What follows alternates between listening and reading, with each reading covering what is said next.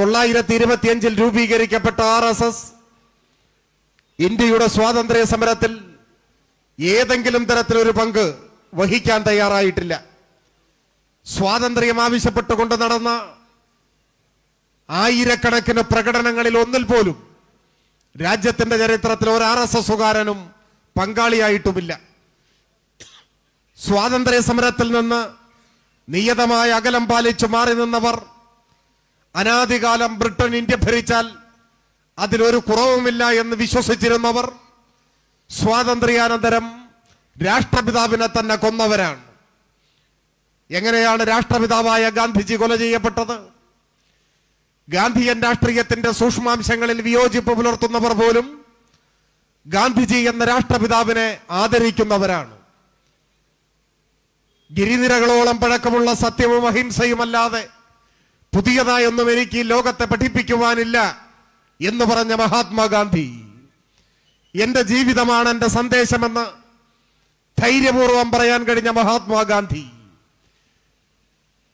സ്വാതന്ത്ര്യാനന്തര ഇന്ത്യയിൽ 6 മാസം പോലും ജീവിക്കാൻ രാഷ്ട്രപിതാവിന് സാധിച്ചില്ല. അദ്ദേഹത്തെ വെടിവെച്ചു കൊന്നു. ആരാണ് ഗാന്ധിജിയെ കൊലപ്പെടുത്തിയത്? എന്തിനു വേണ്ടിയാണ് ഗാന്ധിജിയെ കൊലപ്പെടുത്തിയത്? വർത്തമാനകാല ഇന്ത്യയിൽ ഈ ചരിത്രം ബോധപൂർവം മായ്ച്ചു കളയാനുള്ള ആസൂത്രിതമായ നീക്കമാണ് സംഘപരിവാരം തങ്ങളുടെ രാഷ്ട്രീയ അധികാരവും സ്വാധീനവും ഉപയോഗിച്ച് ചെയ്തുകൊണ്ടിരിക്കുന്നത്. ഈ കഴിഞ്ഞ ജനുവരി മാസം 30-ാം തീയതി 2022 ജനുവരി 30-ന് പുറത്തിറങ്ങിയ മാതൃഭൂമി ദിനപത്രത്തിൽ ഒരു ഗാന്ധി അനുസ്മരണ ലേഖനമുണ്ട്. ആ ലേഖനം ആദ്യാവസാനം വായിച്ചാൽ ഗാന്ധിജിയെ കൊന്നതാരാണ് എന്നതിലില്ല. അത് മനസ്സിലാവില്ല. ഗാന്ധിജിയെ എന്തിനു കൊന്നു ആ ലേഖനത്തിലില്ല. ഇത് യാദൃച്ഛികമായി സംഭവിക്കുന്നതല്ല. ഗാന്ധിജിയെ അനുസ്മരിക്കുമ്പോഴും ഗാന്ധിജിയെ കൊന്നതാരെന്നും എന്തിനു കൊന്നു എന്നും കൃത്യമായി മറച്ചു വയ്ക്കണമെന്നത് സംഘപരിവാർ അജണ്ടയാണ്.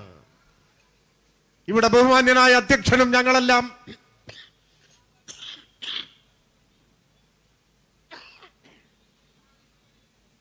കുറച്ചു വർഷങ്ങൾക്ക് മുൻപ് ഗുജറാത്തിൽ ഒരു സന്ദർശനം നടത്തി. അവിടെ ഗാന്ധിനഗറിൽ ഗാന്ധിയുടെ സ്മരണാർത്ഥം ഒരു മ്യൂസിയം ഉണ്ട്, ഗാന്ധി മ്യൂസിയം. ആ മ്യൂസിയത്തിൽ ഗാന്ധിജിയുടെ ജീവിതത്തിലെ പ്രധാന മുഹൂർത്തങ്ങൾ സവിശേഷമായി ആവിഷ്കരിച്ചിട്ടുണ്ട്. ഒരു സന്ദർശകൻ അതെല്ലാം കണ്ടൊടുവിൽ ഗാന്ധിജിയുടെ അന്ത്യനിമിഷങ്ങൾ പരാമർശിക്കുന്ന ഭാഗത്തെത്തുമ്പോൾ ഇംഗ്ലീഷിലും ഹിന്ദിയിലുമായി ഗാന്ധിജി കൊല ചെയ്യപ്പെട്ട ആ സന്ദർഭം അവിടെ വിവരിക്കുന്നുണ്ട്.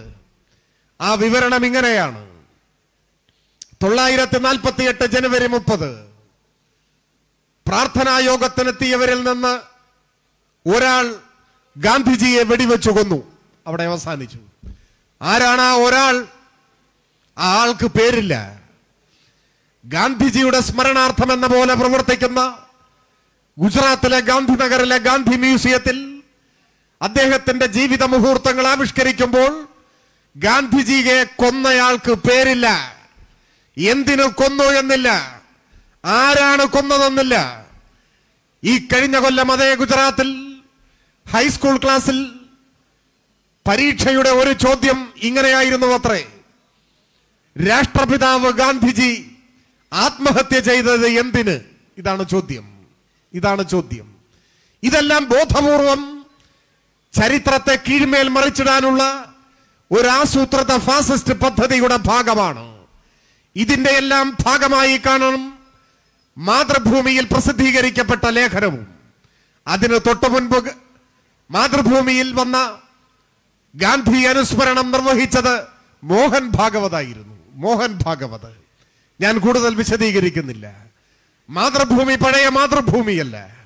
മാതൃഭൂമി ഇന്ന് മോഹൻ ഭാഗവതിൽ നിന്ന് ഊർജം ഉൾക്കൊള്ളുന്ന പത്രമാണ് എന്ന് നാം തിരിച്ചറിയണം. ബാക്കിയുള്ളവരും വ്യത്യസ്തരല്ല. അതവിടെ നിൽക്കട്ടെ. ഗാന്ധിജി എങ്ങനെ കൊല്ലപ്പെട്ടു? നാഥുറാം വിനായക ഗോഡ്സെ എന്ന മതഭ്രാന്തൻ എന്തിന് ഗാന്ധിജിയെ കൊന്നു?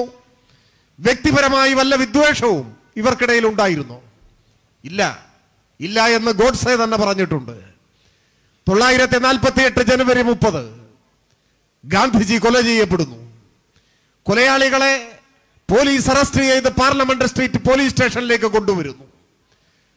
ഗാന്ധിജി കൊല ചെയ്യപ്പെട്ടു എന്ന വാർത്തയറിഞ്ഞ് എന്തു ചെയ്യണമെന്നറിയാതെ ഗാന്ധിജിയുടെ ഇളയ മകൻ ദേവദാസ് ഗാന്ധി ആധി പിടിച്ച മനസ്സുമായി പാർലമെന്റ് സ്ട്രീറ്റ് പോലീസ് സ്റ്റേഷനിലേക്ക് ഓടിയെത്തി.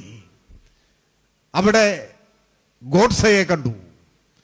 യാതൊരു ചാഞ്ചല്യവുമില്ലാതെ നാഥുറാം വിനായക ഗോഡ്സെ എന്ന ഗാന്ധിജിയുടെ ഘാതകൻ ഗാന്ധിജിയുടെ പുത്രൻ ദേവദാസ് ഗാന്ധിയുടെ സമീപത്തേക്ക് നടന്നു വന്നു. സ്വയം പരിചയപ്പെടുത്തി, ഞാനാണ് ഗോഡ്സെ. എന്നിട്ട് ഒരിടർച്ചയുമില്ലാതെ അയാൾ സംസാരിച്ചു തുടങ്ങി. കുറ്റബോധത്തിന്റെ ലവലേശമില്ലാതെ, ലാഞ്ചനയില്ലാതെ. ഗോഡ്സെ പറഞ്ഞു, എനിക്കറിയാം നിങ്ങളുടെ ജീവിതത്തിലെ ഏറ്റവും ദുഃഖഭരിതമായ ദിനമാണെന്ന്. നിങ്ങൾക്ക് നിങ്ങളുടെ പിതാവിനെ നഷ്ടമായിരിക്കുന്നു. നിർഭാഗ്യവശാൽ ഞാനാണ് അതിന്റെ കാരണക്കാരൻ. നിങ്ങളുടെ പിതാവിനെ കൊലപ്പെടുത്തിയത് ഞാനാണ്. പക്ഷേ ദയവായി നിങ്ങൾ ഒരു കാര്യം വിശ്വസിക്കണം. എന്നെ നിങ്ങൾ വിശ്വസിക്കണം. എന്താണ് വിശ്വസിക്കേണ്ടത്? സ്വന്തം പിതാവിന്റെ ഘാതകൻ മുന്നിൽ നിന്ന് സംസാരിക്കുമ്പോൾ പിതാവിനെ നഷ്ടപ്പെട്ട ദുഃഖത്തെക്കാളുപരി കൊലയാളി നേരെ മുന്നിൽ നിന്ന് സംസാരിക്കുമ്പോൾ സ്തബ്ധനായി നിൽക്കുകയാണ് ദേവദാസ് ഗാന്ധി. എന്തു പറയണമെന്നറിയില്ല. ഗോഡ്സെ തന്റെ സംസാരം തുടർന്നു. ഗോഡ്സെ പറഞ്ഞു, നിങ്ങൾ ദയവായി എന്നെ വിശ്വസിക്കണം. നിങ്ങളുടെ പിതാവിനോട് എനിക്ക് വ്യക്തിപരമായി ഒരു ശത്രുതയും ഉണ്ടായിരുന്നില്ല. യാതൊരു വ്യക്തി വിദ്വേഷവും ഉണ്ടായിരുന്നില്ല. നിങ്ങൾ ദയവായി എന്നെ വിശ്വസിക്കണം. ഇത്രയും പറഞ്ഞപ്പോ ദേവദാസ് ഗാന്ധി ഗോഡ്സെയോട് ചോദിച്ചു, പിന്നെ നിങ്ങൾ എന്തിനിത് ചെയ്തു? നിങ്ങൾ എന്തിനെന്റെ പിതാവിനെ കൊന്നു? വ്യക്തിപരമായ ശത്രുതയില്ലെങ്കിൽ. അതിന് ഗോഡ്സെ പറഞ്ഞൊരു മറുപടിയുണ്ട്. മതനിരപേക്ഷ ഇന്ത്യ ഒരു കാലത്തും മറക്കാൻ പാടില്ലാത്ത മറുപടി.